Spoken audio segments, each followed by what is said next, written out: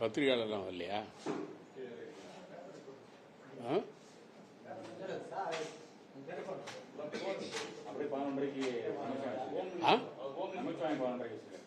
என்ன meet press meet?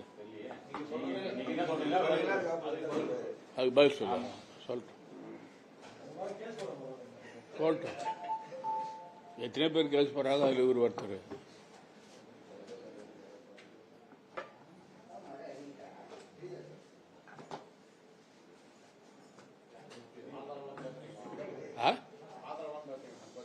ஆதாரம் இல்லாதவா?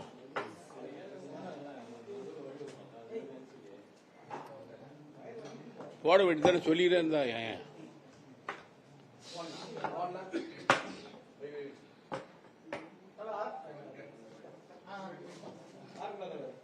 ஆரம்பிக்கலாம்.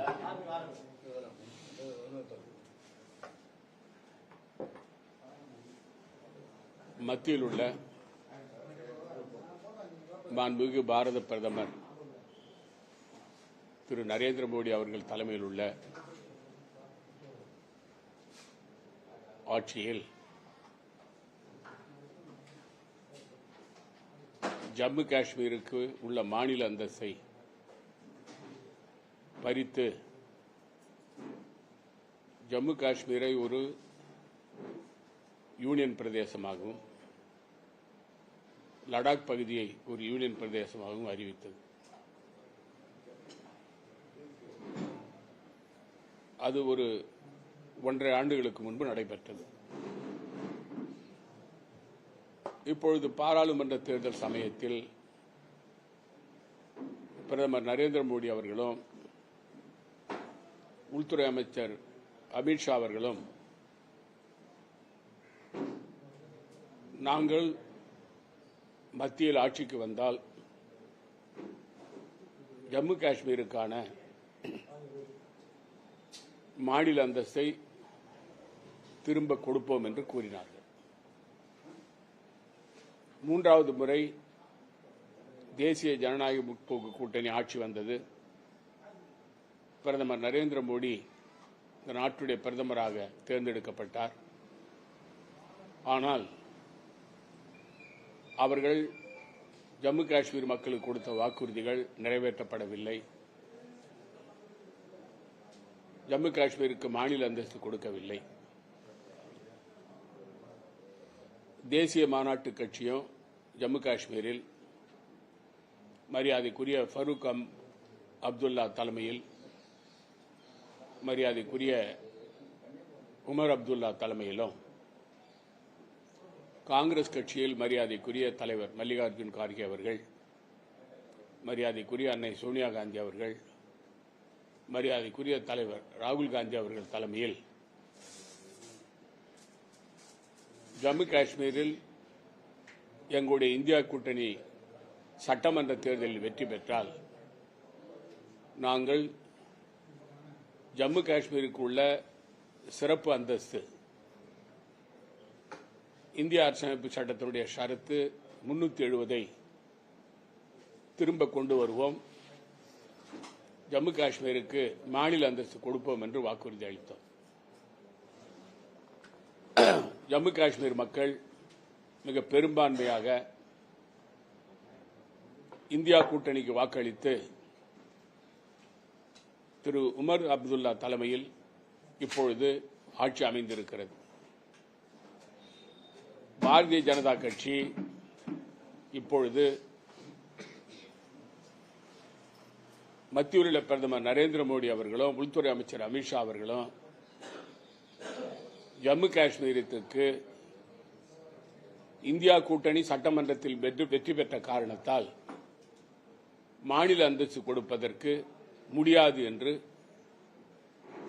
திட்டவட்டமாக கூறி வருகிறார்கள்.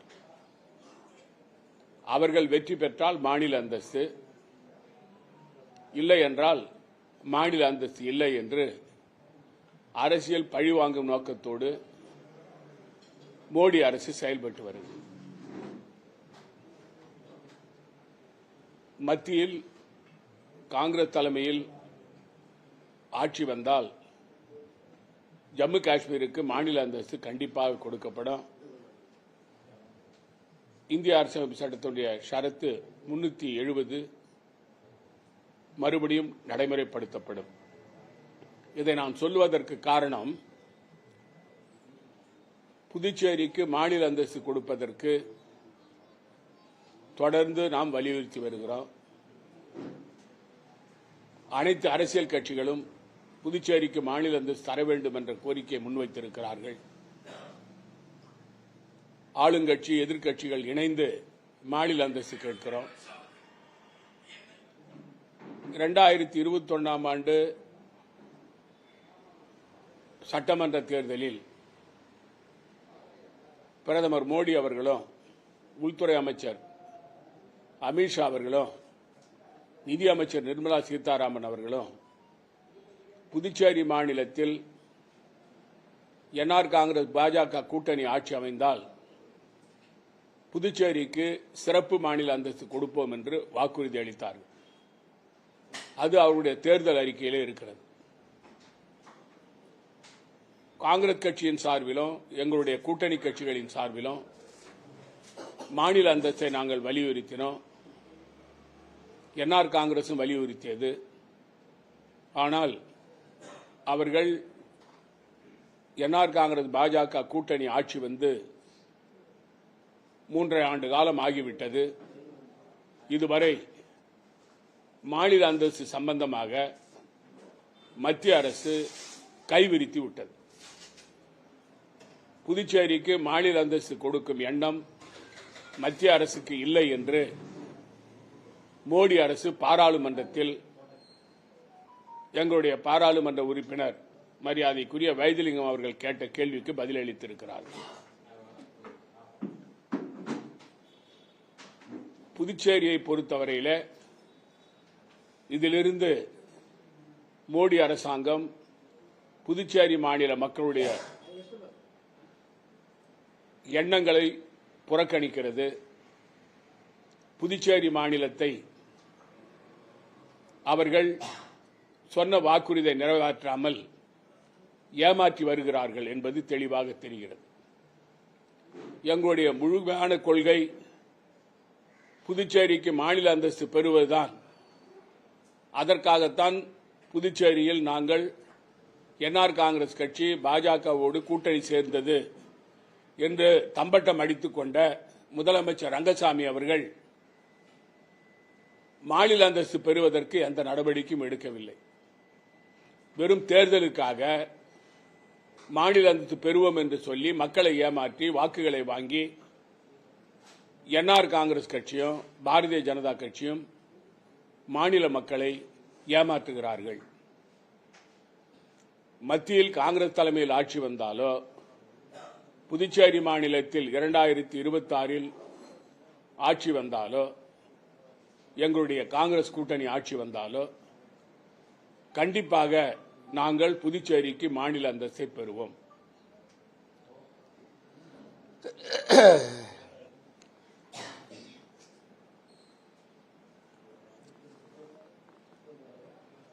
சில தினங்களுக்கு முன்பு மின்சாரத்துறை அமைச்சர்கள் மாநாட்டில் கலந்து கொண்ட மின்சாரத்துறை அமைச்சர் மரியாதைக்குரிய நமச்சிவாயம் அவர்கள் ப்ரீபெய்டு மின் திட்டத்தை மாற்றி போஸ்ட்பெய்டு மின் திட்டமாக மத்திய அரசு வழங்க வேண்டும் என்று கோரிக்கை வைத்திருக்கிறார். இந்தியாவில் எந்த மாநிலத்திலும் ப்ரீபெய்டு மின் திட்டம் அமுலில் இல்லை. மின்சாரத்துறையை தொடர்ந்து என்ஆர் காங்கிரஸ் பாஜக கூட்டணி அரசு சீரழித்து வருகிறது. புதுச்சேரி மாநில மக்களுடைய உணர்வுகளை மதிக்காமல், தொழிலாளர்களுடைய கோரிக்கைகளை ஏற்றுக்கொள்ளாமல் புதுச்சேரி மாநிலத்தில் மின்சார விநியோகத்தை தனியாரிடம் தாரை பார்த்து கொடுக்க அனைத்து நடவடிக்கைகளையும் எடுத்து வருகிறார்கள். நீதிமன்ற வழக்கால் அது தடுத்து நிறுத்தப்படுகிறது. இந்த ஆட்சியாளர்கள் அதானியிடம் பேரம் பேசி மின்சார விநியோகத்தை அவரிடம் ஒப்படைப்பதற்கான அனைத்து வேலைகளையும் முடித்துவிட்டார்கள். ஆனால் சட்டமன்றத்தில் முதலமைச்சர் அவர்களும் சபாநாயகர் அவர்களும் உள்துறை அமைச்சர் அவர்களும் நாங்கள் புதுச்சேரியில் மின்சார விநியோகத்தை தனியாரிடம் ஒப்படைக்க மாட்டோம் என்று கபட நாடகம் ஆடுகிறார்கள். அந்த கோப்பிலே கையெழுத்து போட்டுவிட்டு மக்களை ஏமாற்றுகிறார்கள். அது மட்டுமல்ல, மின்சார கட்டண உயர்வை நாங்கள் குறைப்போம் என்று கூறினார்கள். இதுவரை இது நடக்கவில்லை. மின்சார கட்டணம் உயர்ந்திருக்கிறது. கொடுத்த வாக்குறுதிகள் ஒன்றை கூட நிறைவேற்றவில்லை. ஒருபுறம் மின்சார விநியோகம் தனியார் மயம், இன்னொரு புறம் மின்சார கட்டண உயர்வு, ப்ரீபெய்ட் மின் திட்டம், மின் மீட்டர் திட்டம், இவையெல்லாம் புதுச்சேரி மாநில மக்கள், வியாபாரிகள் இவர்களுக்கு மிகப்பெரிய சுமையை ஏற்படுத்தி புதுச்சேரி மாநிலத்தில் மின்சாரமானது அதிகப்படியான விலைக்கு மக்கள் வாங்க வேண்டிய ஒரு நிலை ஏற்பட்டிருக்கிறது. இதற்கு இந்த ஆட்சியாளர்கள் பொறுப்பேற்க வேண்டும். பாராளுமன்ற தேர்தலில் இவர்கள் தோல்வியுற்றாலும் கூட பாடம் கற்றுக்கொள்ளவில்லை. மாண்புமிகு முதலமைச்சர் ரங்கசாமி அவர்கள் தீபாவளிக்கு முன்பாக புதுச்சேரியில் மாநிலம் முழுவதும் ரேஷன் கடைகளை திறந்து புதுச்சேரி மாநில மக்களுக்கு அரிசி, கோதுமை, சர்க்கரை, பாமாயில், பருப்பு வகைகள் எல்லாம் விநியோகம் செய்வோம் என்று கூறினார். அப்பொழுது கூட முதலமைச்சர் அவர்கள் தீபாவளி சமயத்தில் புதுச்சேரி மாநில மக்களுக்கு 10 கிலோ இலவச அரிசியும் 2 கிலோ சர்க்கரையும் ரேஷன் கடைகள் மூலமாக வழங்கப்படும் என்றார். தீபாவளி நவம்பர் மாதம் 5ஆம் தேதி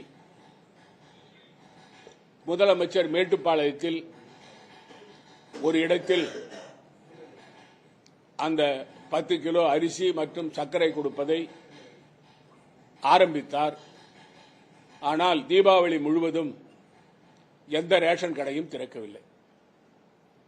அது மட்டுமல்ல, ரேஷன் கடைகளுக்கான வாடகை கொடுக்கப்படவில்லை. ரேஷன் கடை ஊழியர்களுக்கு 6 ஆண்டு கால சம்பளம் கொடுக்கப்படவில்லை. இப்பொழுது அங்கன்வாடிகளிலும் சமுதாய நலக் கூடங்களையும் தேடிக்கொண்டு அங்கிருந்து ரேஷன் பொருட்களை கொடுப்போம் என்று கூறுகிறார்கள். முதலமைச்சர் அவர்கள் சொன்ன வாக்குறுதி நிறைவேற்றப்படவில்லை. மக்கள் ரேஷன் கடை எங்கே இருக்கிறது என்று தெரியாமல் சுற்றி வருகிறார்கள். அது மட்டுமல்ல, தீபாவளி சமயத்தில் 1000 ரூபாய் பொறுமான பொருட்களை 500 ரூபாய்க்கு கொடுப்போம் என்று தீபாவளி சமயத்தில் கொடுப்போம் என்று சொன்னார்கள். அதுவும் நடைபெறவில்லை. இப்படி ஒட்டுமொத்தமாக புதுச்சேரி மாநில மக்களை தொடர்ந்து என்ஆர் காங்கிரஸ் பாஜக கூட்டணி அரசு ஏமாற்றி வருகிறது. அந்த அரிசி, ரேஷன் அரிசி கொடுக்க ஆரம்பித்து அந்த அரிசி தரமற்ற அரிசியாக இருக்கிறது. ரேஷன் அரிசியை பட்டை தீட்டி இப்பொழுது கொடுக்கிறார்கள். காங்கிரஸ் ஆட்சி காலத்தில் நான் முதலமைச்சராக இருந்த பொழுது பொன்னி அரிசியை, தரமான அரிசியை புதுச்சேரி மாநில மக்களுக்கு கொடுத்தோம். ஆனால் இப்பொழுது தரமற்ற அரிசி என்று மக்கள் அவைகளை விமர்சனம் செய்கிறார்கள். தரமில்லாத அரிசி கொடுப்பதன் மூலமாக மிகப்பெரிய அளவில் இதில் கையூட்டு பெறப்பட்டிருக்கிறது. அது மட்டுமல்லாமல் அந்த அரிசியை விநியோகம் செய்கின்ற அந்த பைக்கும் லஞ்சம் வாங்கப்பட்டிருக்கிறது. அதனால்தான் தரமில்லாத அரிசி புதுச்சேரி மாநில மக்களுக்கு கொடுக்கப்படுகிறது. இதை பற்றி ஆட்சியாளர்கள் கவலைப்படவில்லை. கடந்த 5 நாட்களுக்கு முன்பு புதுச்சேரி மாநிலத்தினுடைய சட்டமன்ற உறுப்பினர் மரியாதைக்குரிய சிவசங்கரன் அவர்கள் அவருடைய அலுவலகத்துக்கு ராமு என்ற ரவுடி சென்று அவரை மிரட்டி கொலை மிரட்டல் விடுத்து, நீ இந்த வியாபாரிகள் பிரச்சனையில் தலையிட்டால் உன்னுடைய உயிர் இருக்காது என்று பட்டவர்த்தனமாக கூறிவிட்டு சென்றிருக்கிறார் அவருடைய அலுவலகத்திலேயே. அந்த சட்டமன்ற உறுப்பினர் வியாபார சங்கத்துடைய தலைவர். கோரிமேடு பகுதியில் கடை வைத்திருக்கும் அந்த ராமு அங்கு இருக்கின்ற வியாபாரிகளிடம்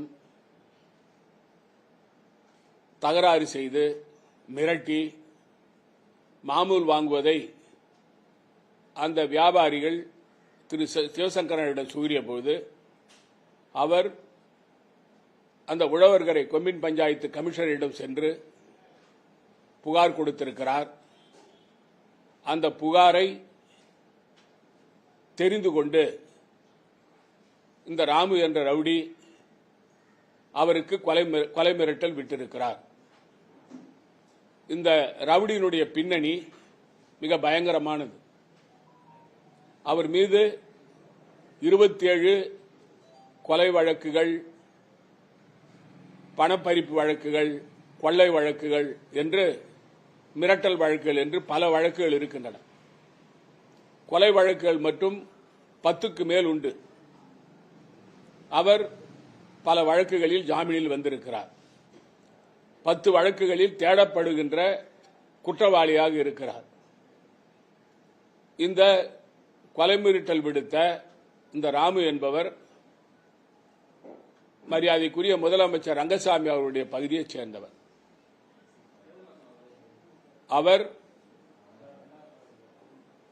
அவர் மீது காவல்துறை நடவடிக்கை எடுக்காததற்கு காரணம் காவல்துறையுடைய கைகள் கட்டப்பட்டிருக்கின்றன. முதலமைச்சர் ரங்கசாமியினுடைய நேரடி தலையீட்டால் அந்த ராமு என்பவர் காவல்துறையால் கைது செய்யப்படவில்லை. ஒரு சாதாரண வழக்குகளில் கூட சம்பந்தப்பட்டவர்களை கைது செய்கின்ற காவல்துறை 27 வழக்குகளில் சம்பந்தப்பட்ட ஒருவரை 10 வழக்குகளில் தேடப்படுகின்ற ஒரு குற்றவாளியை கைது செய்யாமல் வெளியில் நடமாட விட்டிருக்கிறது என்று சொன்னால் அதிகாரத்தில் இருக்கிறவர்கள் அந்த குற்றவாளிக்கு உடந்தையாக இருந்து அவருக்கு பாதுகாப்பு கொடுப்பதற்காகத்தான்.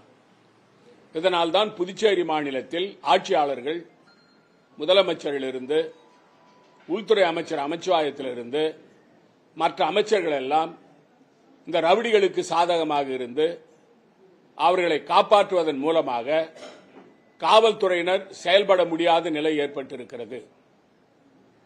காவல்துறை சுதந்திரமாக செயல்பட வேண்டும். அது புதுச்சேரி மாநிலத்தில் இல்லை.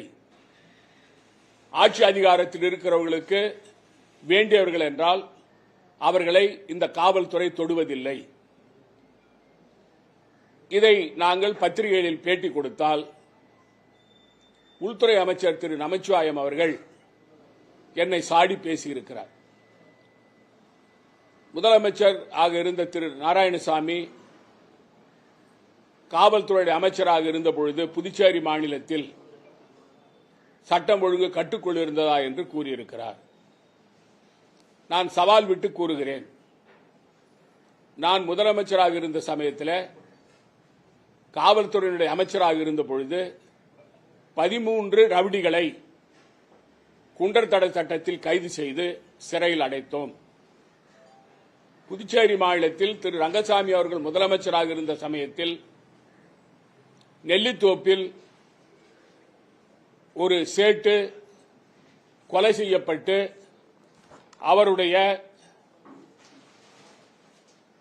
அவர் வைத்திருந்த அந்த கடையில் இருந்த 5 கிலோ தங்கத்தை கடத்தி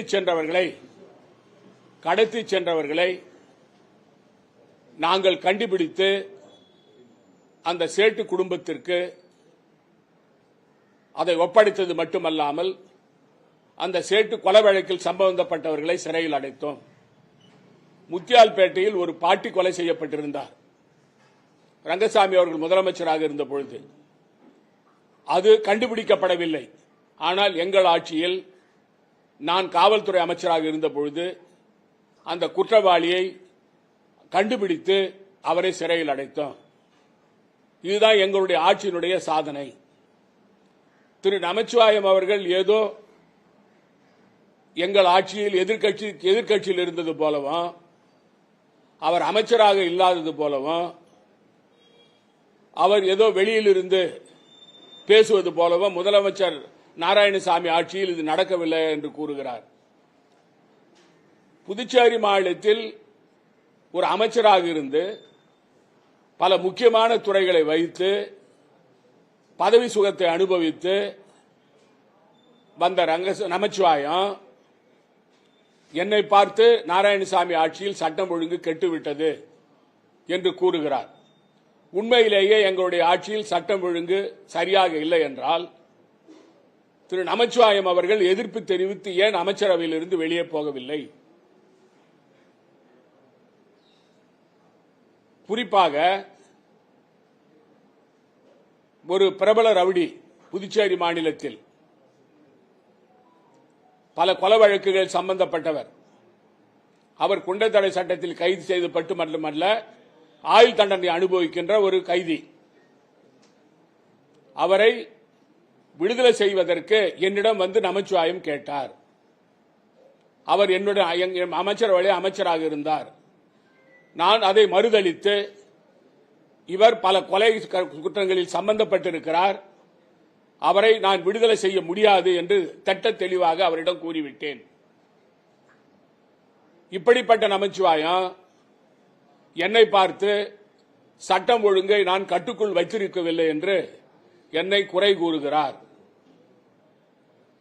அதாவது அவர் இனிமேல் என்னை பற்றி என்னுடைய ஆட்சியில் சட்டம் ஒழுங்கு சரியில்லை என்று சொன்னால் அவர் யாருக்காக என்னிடம் சிபாரிசுக்கு வந்தார், நான் அதை ஏன் மறுதளித்தேன் என்பதை பகிரங்கமாக மக்கள் மத்தியில் சொல்ல வேண்டிய நிலைமை ஏற்படும். ஒரு காங்கிரஸ் ஆட்சியிலே அமைச்சராக இருந்து கொண்டு பதவியை அனுபவித்துவிட்டு வெளியே சென்று தன்னுடைய சொத்தை காப்பாற்றிக் கொள்வதற்காக தான் சிறையில் செல்லக்கூடாது என்பதற்காக பாரதிய ஜனதாவிலே சேர்ந்து இப்பொழுது அமைச்சராகிவிட்டால் அவர் எங்களை பற்றி குறை சொல்வதற்கு திரு நமச்சிவாயத்துக்கு என்ன உரிமை இருக்கிறது? அவர் நாவடக்கத்தோடு பேச வேண்டும். எதிர்க்கட்சிகள் என்றால் குறை சொல்லுவார்கள் என்று கூறுகிறார்.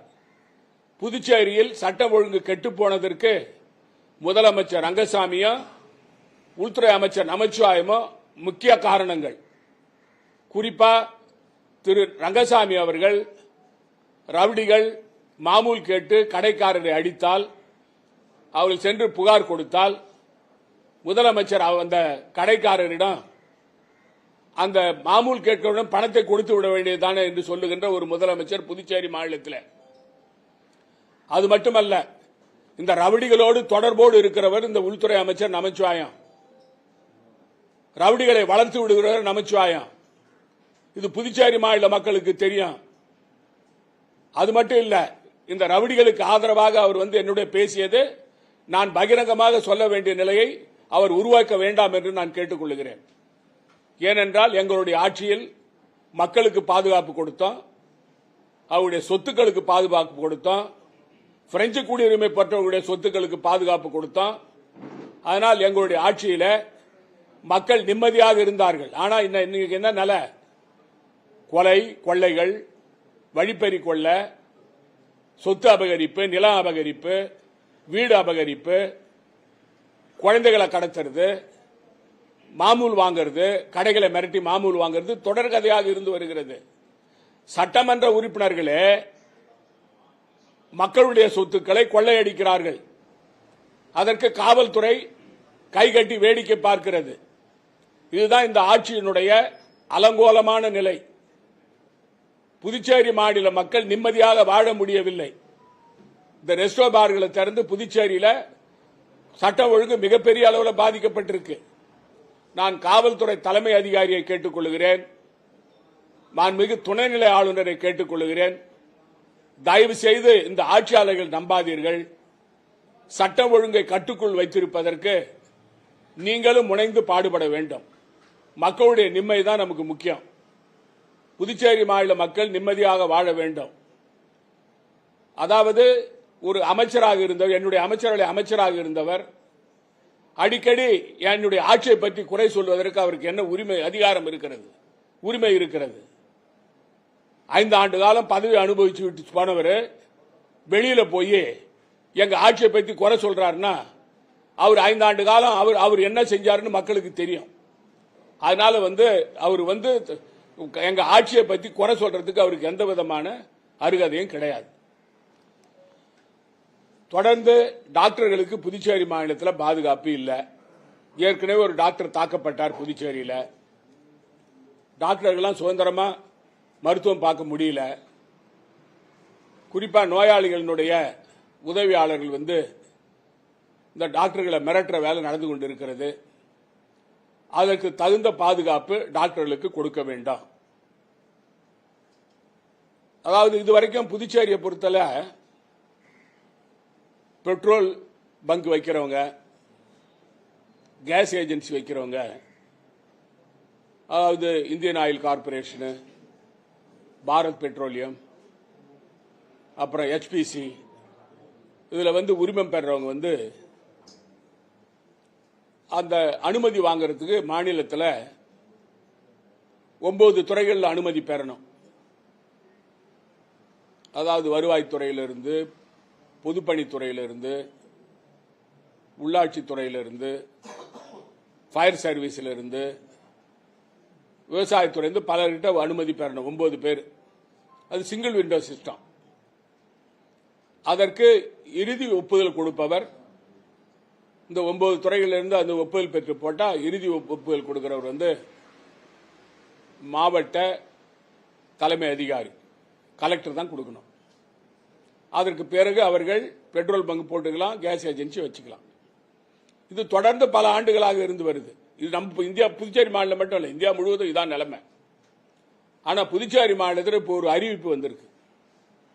என்ன அறிவிப்புன்னு சொன்னா, இந்த கோப்புகள் எல்லாம் முதலமைச்சருக்கு செல்ல வேண்டும்.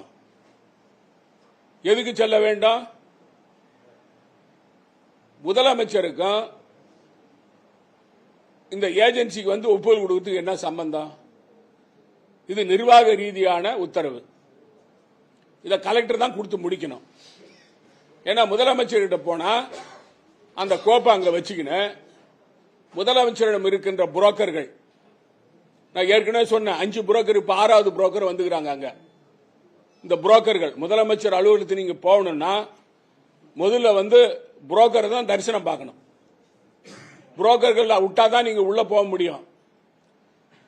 மரியாதைக்குரிய முதலமைச்சர் ரங்கசாமிக்கு இந்த கோப்புகளை அனுப்ப வேண்டும் என்று சொல்வதற்கு காரணம் என்ன, பின்னணி என்ன? அதாவது நிர்வாகத்தில் மத்திய அரசாங்கம், மோடி அரசாங்கம் நிர்வாகத்தை அதாவது சிரமம் இல்லாம நடத்தணும் அப்படின்னு சொல்றாங்க. குறிப்பா எந்த விதமான காலதாமதம் இல்லாம மக்களுக்கு உடனடியாக அவர் உதவி கிடைப்பதற்கான நடவடிக்கை எடுக்கணும்னு சொல்றாங்க. ஆனா நீங்க முதலமைச்சர் அலுவலகத்துக்கு அனுப்பி அந்த கோப்பு அங்க வச்சுட்டு முதலமைச்சர் கிட்ட இருக்கிற இந்த புரோக்கர்கள் அந்த கோப்பு போன உடனே அந்த பெட்ரோல் பங்கு போடுறவர்கிட்ட தொலைபேசியில பேசி எனக்கு இத்தனை லட்சம் நீ பணம் கொடு, அப்பதான் முதலமைச்சர்கிட்ட கையெழுத்து வாங்கி கொடுப்பேன் அப்படின்னு சொல்றதுக்காக இந்த கோப்புகள் அங்கே அனுப்பப்பட வேண்டும் என்று உத்தரவு போடப்பட்டிருக்கிறது. இது ஒரு நிர்வாக ரீதியாக தேவையில்லாத ஒன்று. அதாவது ஊழலுக்கு வழிவகுக்கும். இதை செய்யறதுக்காக, இது செய்யறதன் மூலமாக முதலமைச்சர் ரங்கசாமிக்கு கெட்ட பேர் வரும். உடனடியாக அதாவது முதலமைச்சருக்கு அந்த கோப்பு அனுப்பணுன்ற அந்த உத்தரவை ரத்து செய்ய வேண்டும் என்று நான் கேட்டுக்கொள்கிறேன்.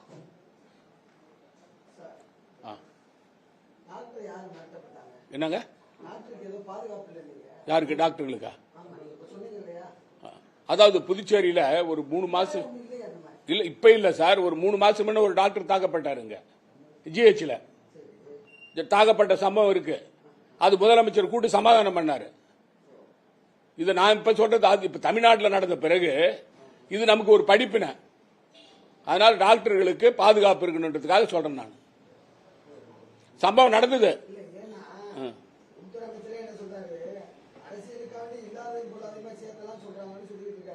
அதுக்கு தான் இப்ப பதில் இவ்வளவு விளக்கமா சொன்னேன். நான் அரசியலுக்காக சொல்றேன்னு சொல்றாரு இல்லையா? நான் சொல்றேன். இப்ப இதுல வந்து இந்திரா காந்தி சிலையாண்ட ரவுடிகள் மாமூல் கேட்டு அடிச்சாங்க, ஒருத்தர் அடிச்சாங்க. அது மட்டும் இல்லாம இந்த பெண்களை போய் வெளியூர்ல இருந்து வந்தவன் கலாட்டா பண்ணி தகராறு பண்ண, நீங்க வந்து ரோந்து பண்ணா காவல்துறை வந்து ஒழுங்கா கண்காணிச்சா, அது மட்டும் இல்லாம போக்குவரத்தை சரி பண்ணா இதெல்லாம் நடக்குமா? இதுக்கு என்ன காரணம்னா, நான் சொல்றது காரணம், அதாவது ஒரு குற்றவாளிகளை பாதுகாப்பதே உள்துறை அமைச்சரும் நமச்சிவாயமும் முதலமைச்சர் ரங்கசாமியும் தான். குற்றவாளிகள் அவங்க கூட தான் இருக்கிறாங்க. குற்றவாளிகள் தப்பு பண்ணிட்டு போனான்னா அவன் காவல்துறையில சொல்லி அவங்க பேர் நடவடிக்கை எடுக்குவானான்னு சொல்றது முதலமைச்சரும் நமச்சிவாயமும். ஒரு சம்பவம் இல்ல சார். ஏன் சார் புதுச்சேரி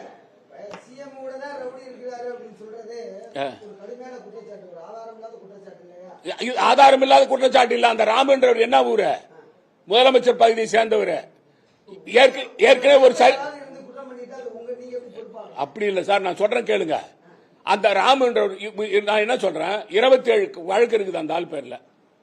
27 வழக்கு, 10 வழக்குல வந்து அந்த ஆள் தேடப்படுற குற்றவாளி. 5 கொலை வழக்கு இருக்கு. அந்த ஆள் வெளியில நடமாடுறான்.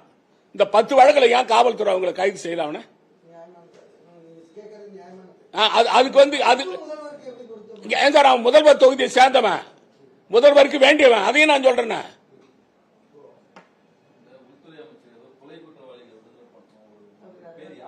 அது சொல்றேன். அவர் பதில் சொல்றேன், அப்புறம் சொல்றேன். நான் இல்ல நான் பேரை சொல்லும் போது சொல்லு, அந்த நேரம் வரும்போது சொல்லுவேன்.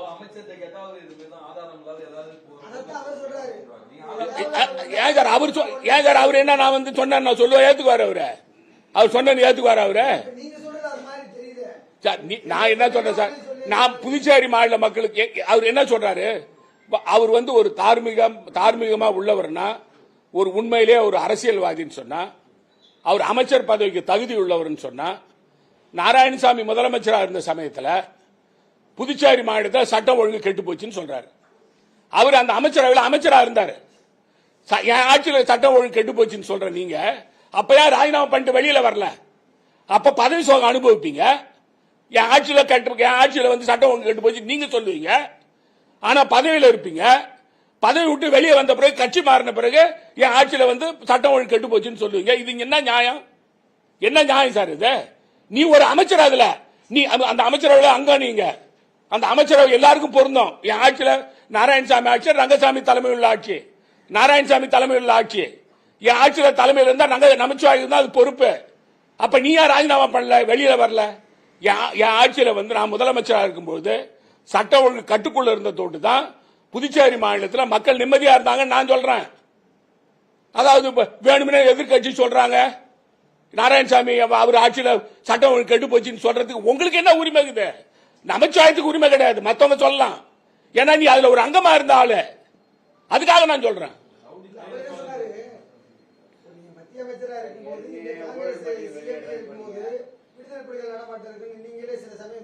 சார் விடுதலை புலிகள் என்ன தேடி வந்தான் சார் என் வீட்டுக்கு என்ன கொல்றதுக்கு? அவருக்கு என்ன தெரியும்? ஆமா அவருக்கு என்ன தெரியாது?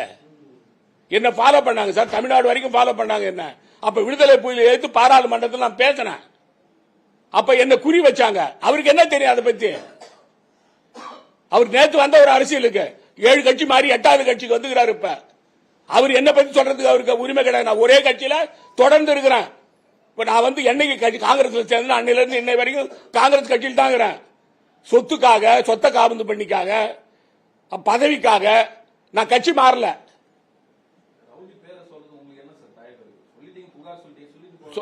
அவர் வந்து என்னை பத்தி பேசினார்னா, என் ஆட்சியை பத்தி பேசினார்னா கண்டிப்பா சொல்லுவான்.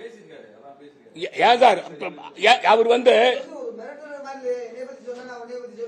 நான் சொல்லவே இல்லை சார். நான் என்ன பத்தி என்ன ஏன் சார் நான் தான் உங்களுக்கு சொல்றேன். நீ என் ஆட்சியில மந்திரியா இருந்துட்டு நீரே வந்து என் ஆட்சியில சட்டம் ஒழுங்கு கெட்டு போச்சுன்னு சொன்னா நீ வந்து சொல்றதுக்கு உனக்கு தகுதி இருக்கா?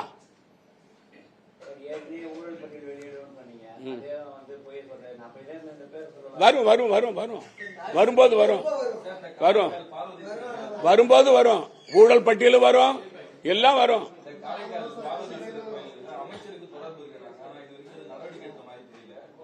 அதாவது சார் காரைக்கால் வந்து பார்வதீஸ்வரன் கோயில் நிலத்தை பொறுத்த வரைக்கும் அதுல வந்து விசாரணை வந்து பந்தமா போகுது.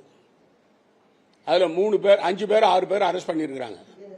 மொத்தம் 12 பேர் சம்பந்தப்பட்டவங்க. அதுல 12 பேர் தெரிஞ்ச வரைக்கும், எங்களுக்கு தெரிஞ்ச வரைக்கும் 12 பேர். அதுல வந்து ஆனந்த்ன்றவர் தான் அதுல வந்து முக்கியமா அந்த ஆவணங்களை பயன்படுத்தி பணம் வசூல் பண்ணவர். அவர் என்ஆர் காங்கிரஸை சேர்ந்தவர். அவர் இதுவரைக்கும் கைது செய்யல. அது மட்டும் இல்லாம இன்னும் பலர் சம்பந்தப்பட்டிருக்கிறாங்க. அதுல அரசியல் பின்னணி அதுல இருக்கு, இல்லன்னு சொல்லல. ஆனா இத வந்து முழுமையா விசாரணை பண்ணணும். முழுமையா விசாரணை பண்ணு சொன்னா சிபிஐக்கு அனுப்புங்க. உங்களால விசாரணை பண்ண முடியாது. ஏன்னா இதுல சம்பந்தப்பட்டவங்க நிறைய பேர் அரசியல் பின்னணி இருக்குது, அதிகாரிகள் சம்பந்தப்பட்டிருக்கிறாங்க. யாரு இருந்தாலும் இருக்கட்டும். அதை பத்தி என்ன ஆகுது? காங்கிரஸ் கட்சிக்கார தப்பு பண்ணா அவங்கள மட்டும் விட்டுலாமா? அவங்களுக்கு பேர் தான் நடவடிக்கை எடுக்கணும். யாருல அமைச்சருக்கு தொடர்புன்னு நான் சொல்லவே இல்லையே. ஏன் சார் கட்சி தலைவர் சொன்னா அவருக்கு கிடைச்ச ஆதார் சொல்லியிருப்பாரு. நான் வந்து அமைச்சருக்கு, அதாவது அந்த அமைச்சருக்கு சம்பந்தமானவர் அங்க ஈவோவா இருந்தார். அங்க அமைச்சருடைய ஆளு வந்து அங்க ஈவோவா இருந்தார். ஆமா, ஆதரவாளர் அங்க ஈவோவா இருந்தார்.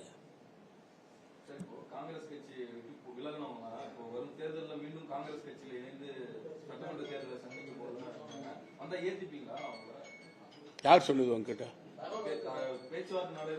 பாருங்க சார், காதுல வர செய்திலாம் நான் பதில் சொல்ல மாட்டேன். என்கிட்ட ஆதாரபூர்வமா சொல்லுங்க. என்ன கேக்குறீங்களா? நீங்க ஆதாரம் கேக்குறீங்களா? என்னது நீங்க வந்து பாருங்க, அவர் வராரு இவர் வராருன்னு சொல்றதுலாம் நான் பதில் சொல்ல மாட்டேன். என்கிட்ட ஆதாரபூர்வமா யாரு வராருன்னு சொல்லுங்க, யார தொடர்பு கொண்டாருன்னு சொல்லுங்க. அதுக்கு பிறகு நான் பதில் சொல்றேன். என்னங்க என்ன அரிசி போட்டாங்க? ரேஷன் அரிசி தானே. ரேஷன் அரிசியா கேட்டாங்க மக்கள் வந்து தரமான பொன்னி அரிசி கேட்டாங்க. எங்க போடுறாங்க பொன்னி அரிசி?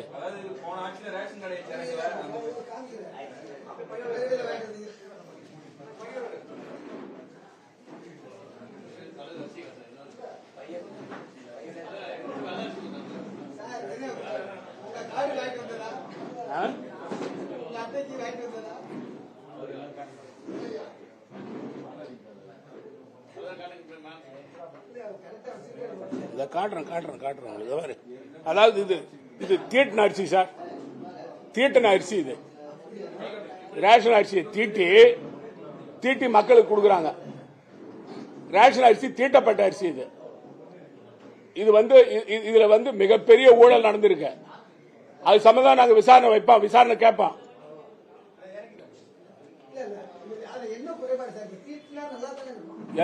ஏன் சார் அப்ப ரேஷன் அரிசி வாங்கி கூட்டு போக வேண்டியதானே கவர்மெண்ட் ஆஃப் இந்தியாவில்? நாங்க கேட்கறது ஏன் சார்? எங்க ஆட்சியில் நாங்க வெள்ளை அரிசி போட்டோம், பொன்னி அரிசி போட்டோம், தரம் இல்லாத அரிசி.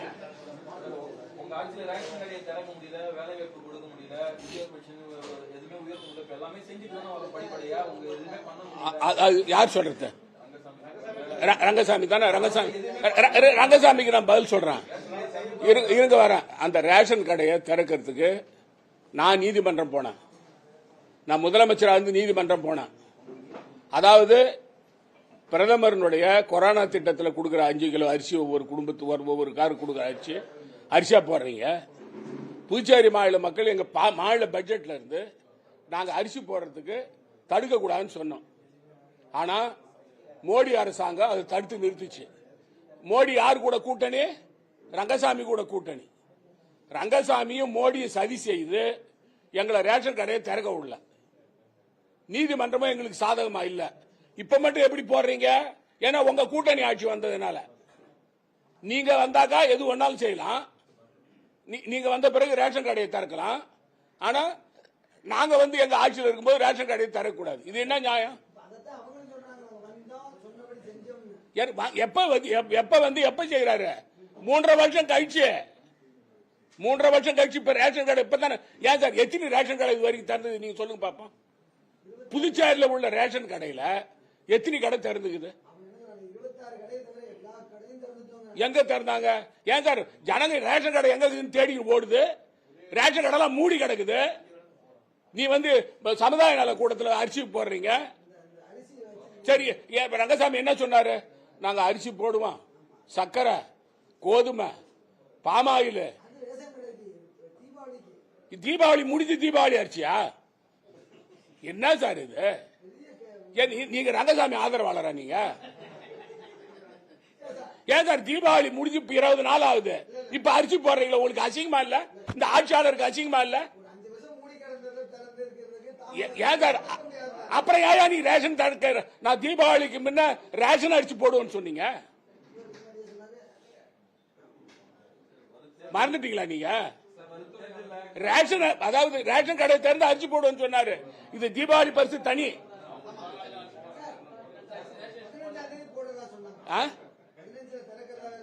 சார் அவர் சொன்னது, முதலமைச்சர் சொன்னது, தீபாவளிக்கு முன்பாக நாங்கள் அனைத்து ரேஷன் கடைகளையும் திறந்து பொதுமக்களுக்கு அரிசி, கோதுமை, சக்கரை, பாமாயில் எல்லாம் கொடுப்பேன்னு சொன்னார் முதலமைச்சர். ஆனா அதுக்கு பிறகு அறிவிச்சாரு 10 கிலோ அரிசியும் 2 கிலோ சர்க்கரையும். அதாவது இதுல வந்து மேட்டுப்பாளையம் தான், மேட்டுப்பாளையம் தான் ஆரம்பிப்பார் அவர். மேட்டுப்பாளையத்தில் வந்து ஒரு கடையை திறந்தாங்க. அதோட சரி, ஜனங்க அலைஞ்சு பார்த்தாங்க, எங்கேயும் கிடையாது, அரிசியும் கிடையாது. அந்த முதல்ல தீபாவளி பரிசே கிடைக்கல, ரேஷன் கடையும் திறக்கல. இப்ப எத்தனை ரேஷன் கடை தெரியும்? இப்ப வந்து இப்ப சொல்றாரு இல்லைங்களா, சமுதாய நல கூட்டத்தில் திறக்கிறாங்கன்னு சொல்லிட்டு. இப்ப வந்து ரேஷன் கடையை திறந்து மக்களுக்கு தரமான அரிசி போட்டா நாங்க பாராட்டுவோம். நீங்க போடுறது தரமில்லாத அரிசி.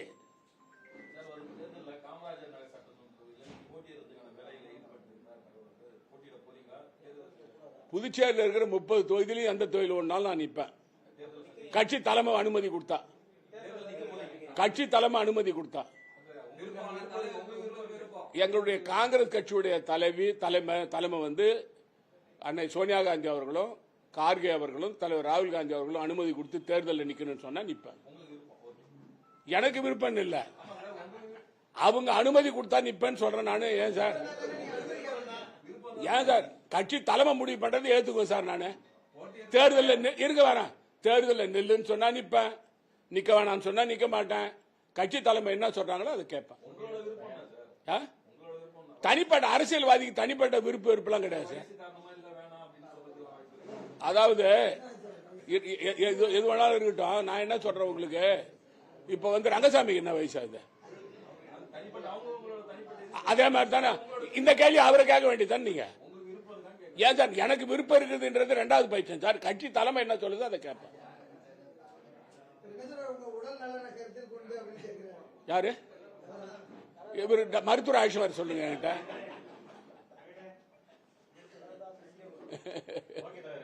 நன்றி.